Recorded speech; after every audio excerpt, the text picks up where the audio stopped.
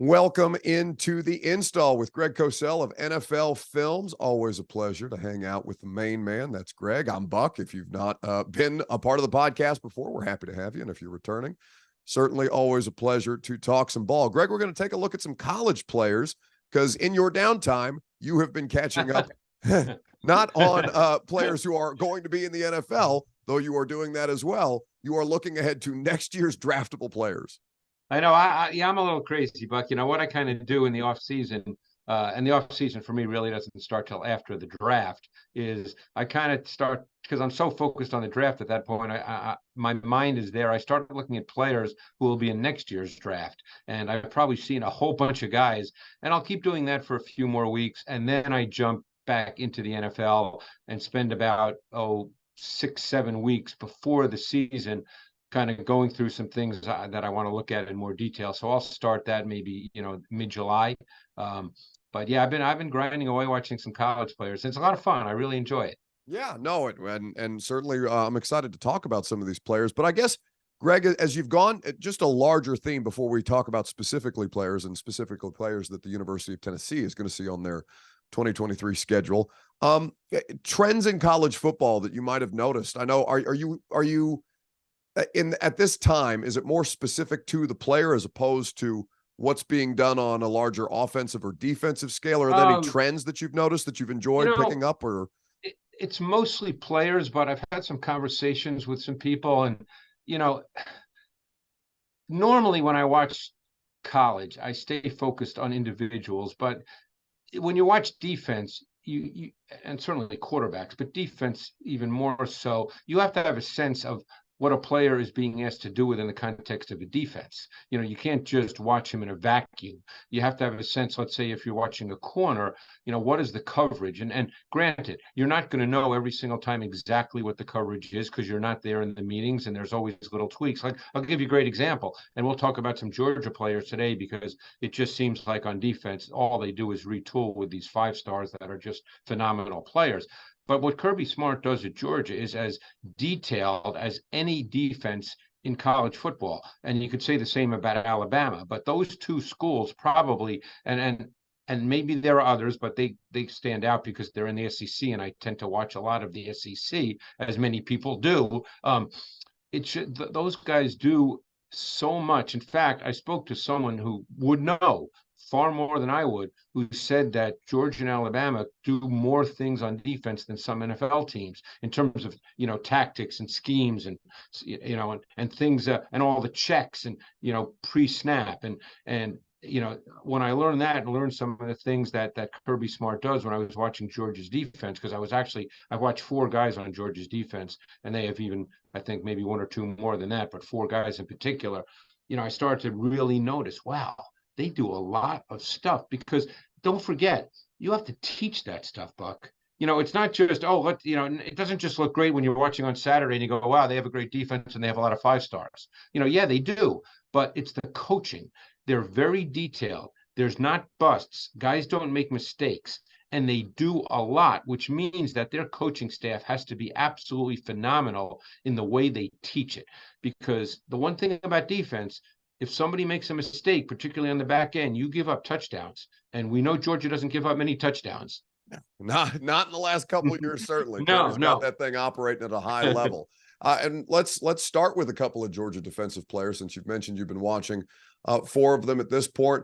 The defensive MVP of the national championship, Javon Bullard, the defensive back from Georgia, obviously highly skilled player. Was very, very active in the game against TCU, in particular in the national championship game. What do you like about the player? What do you see from him when you watch him? And amazingly enough, he's one of the guys that was not a 5-star coming out of high school. He was only a 3-star.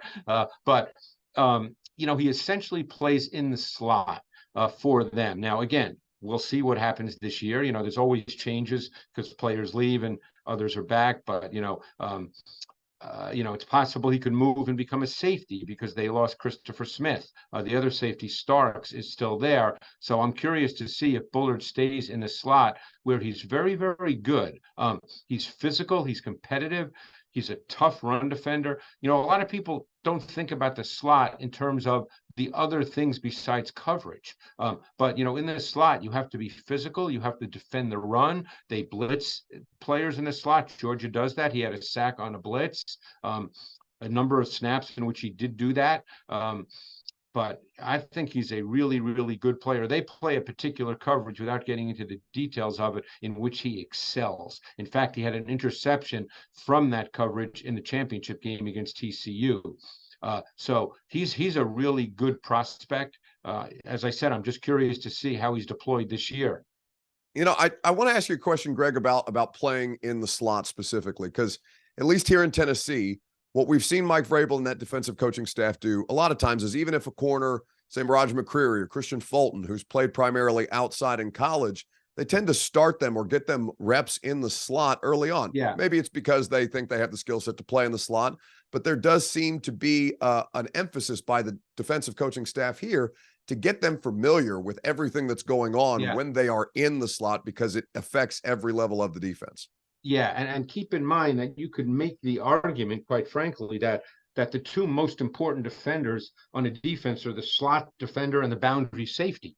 So let's stay with the slot. Most people just assume that, hey, an outside corner who maybe is not quite good enough to play on the outside or not quite big enough to play on the outside, hey, let's put him in the slot. And that's the way I think a lot of people think, Buck. But, you know, keep in mind when you're in the slot, number one, you have to play man coverage. So what's the difference in the slot is now you're playing a receiver that has a two-way go. You don't have the sideline anymore. You have a true two-way go by a receiver. Okay, you also have to play different zone coverage in the slot because now you're not potentially, you know, a flat defender or a deep third defender as you might be on the outside. Now you have different zone coverage responsibilities. You also have to defend the run because you know what? Teams run the ball out of 11 personnel with 3 wide receivers. That's become the majority personnel package for offenses. So you have to be able to defend the run. And a lot of teams blitz their slot defender as part of their pressure schemes. So you have to be able to do that. So it's not just, oh, he's not good enough or big enough to play corner on the outside, just throw him in the slot. There's a lot involved in playing in the slot. Yeah, it's always interesting to talk to those guys, especially Elijah Molden here, Greg, who looked like he was going to be the starting slot corner. Obviously a lost year for him due to the groin injury, but getting some reps competing with Roger McCreary there right now and also getting some reps at safety. So it'd be interesting to see how that plays out locally. Back to the Georgia defenders, though, another defensive back who I know you've enjoyed watching, Kamari Lassiter, 6 foot, 180, also very, very active, it would seem, in stopping the run. Really, especially a really nice tackle for loss that I noticed in going back and watching some of him in the national championship game against TCU. He had one of his best performances against Tennessee, I would argue, certainly. What do you like about him as opposed to what we talked about with Bullard? Yeah, I'm glad you mentioned what you did because with the run defense, because the one thing that stands out when you watch Georgia, the same thing with Alabama, is their corners are not just coverage players. They better tackle and they better be physical. And even though Lassiter does not carry a ton of weight relative to his height, he played with physical toughness, competitiveness, and that consistently showed up in his willingness to tackle. I mean, he was an aggressive player. Now, overall, when you talk about the pass coverage part of his game, he's got an outstanding size length profile for outside corner. He's got quick, light feet. He's kind of twitchy. He's sudden in his movement. They play a lot of press coverage as well. So you saw what we call mirror match press man, and that's where you play press man, but you don't put your hands on the receiver. You wait for him to declare his release, and then you match him. You either read his hip or his shoulder, and you just match him. And you run with him wherever he runs his route. He's got a very easy ability to flip and open his hips. He's smooth. I think he's a really, really good prospect. And like I said, I'm really glad you mentioned the physicality because that's something that NFL teams really look for and like in a corner because you have to tackle in the NFL. Oh, I mean, it's the examples are all over the place, and certainly it's always evident early in the season. You know, once defensive back or players are still just trying to get a handle on things with some live reps at tackling as opposed to, you know, half speed, 75% in training camp. And obviously they're not going to the ground in these things. Otherwise their coaching staffs would lose their minds on them. Defensive backs in the SEC. It's tough not to mention Kool-Aid McKinstry at Alabama. Greg, I mean, this dude, he not only is he a great defensive player, he's an electric punt returner.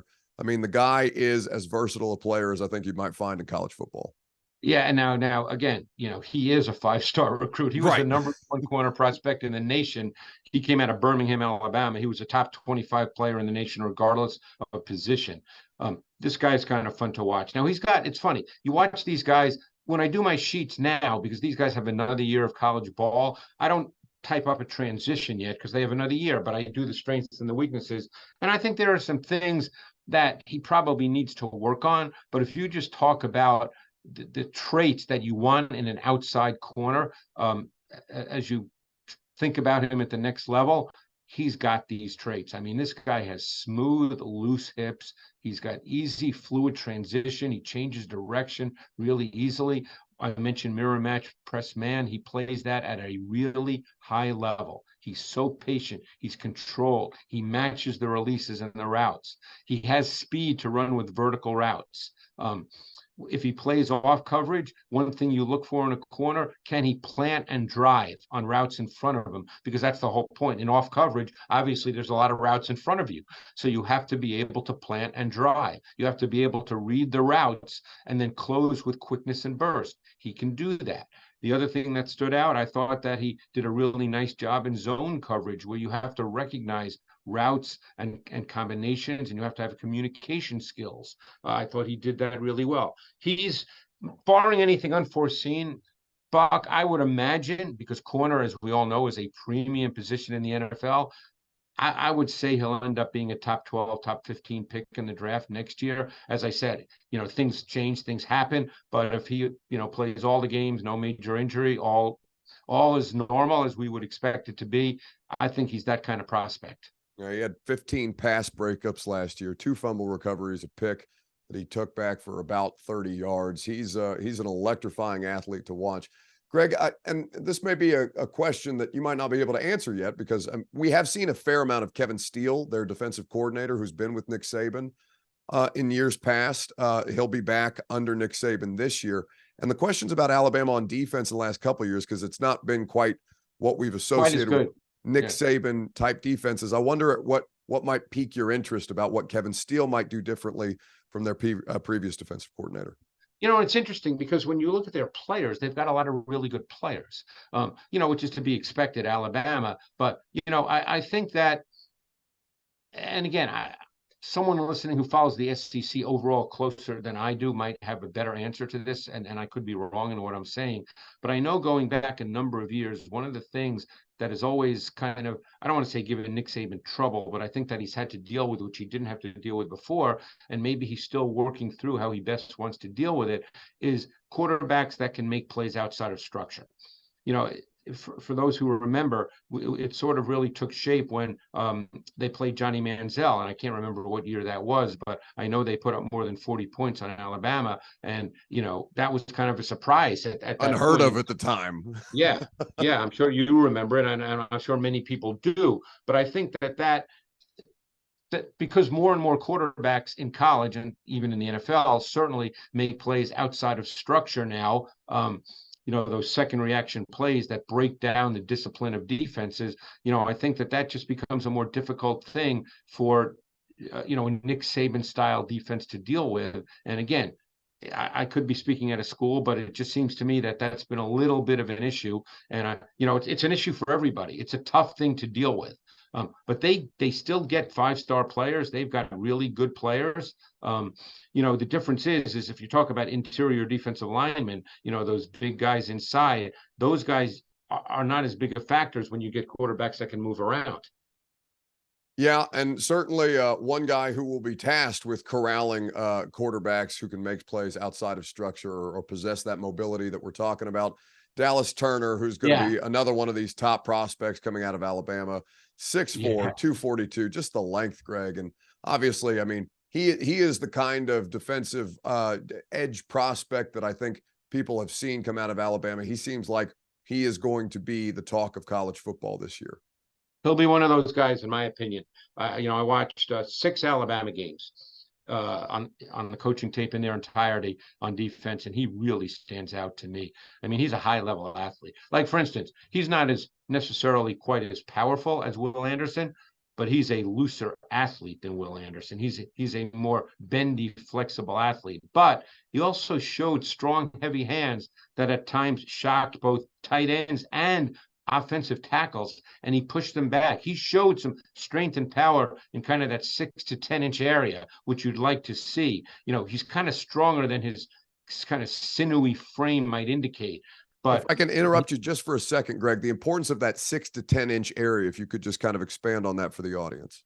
Yeah, that, you know, when you talk about being strong, don't forget, you know, unless you're a wide 9 player and there's a lot of distance between you and the offensive tackle. And again, he lines up there as well. And then he's very good when he has a runway like that to build up speed. But if you don't have that distance and you're closer to, let's say, an offensive tackle in a shorter space, then you have to have strength in a small area.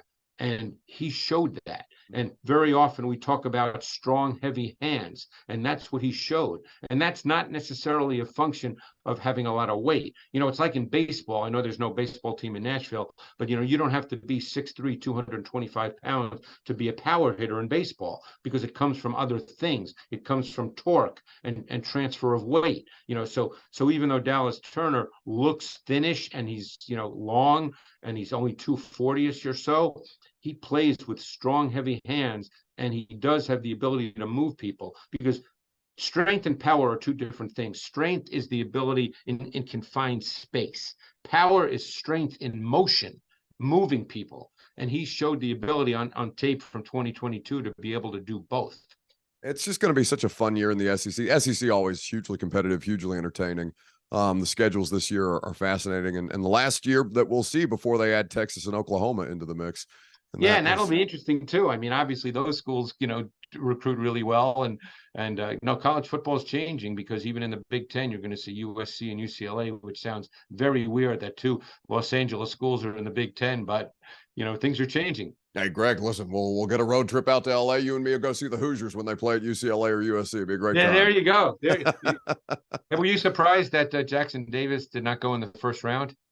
I was actually really surprised that he fell that late. I couldn't believe that was the case, especially, I mean, he's just such a skilled player. I know he's not the biggest, but that was my sense is, and I don't follow that, you may follow it more closely than I do. You know, I used to follow this really closely. My sense is he's probably not seen as an athletic enough player and as a versatile enough player. You know, he's very skilled around the basket. Yeah. But he's not 7'1", you know, so even though he has long arms, he, you know, as you look at the NBA game, and I'm just throwing crap against the wall here right now, Buck, but you think he's probably not going to be shooting 5-foot shots consistently in the NBA.